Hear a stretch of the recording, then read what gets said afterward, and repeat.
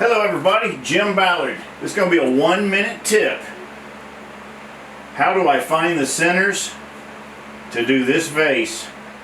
Find the centers on top and the bottom. 1 minute. Let's see if we can do this. As far as the top is concerned, it's nothing more than connecting the corners or eyeballing main center.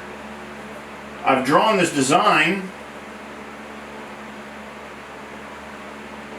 and on the design I got a center, and that center draws down through here. It looks completely off center, but it's not.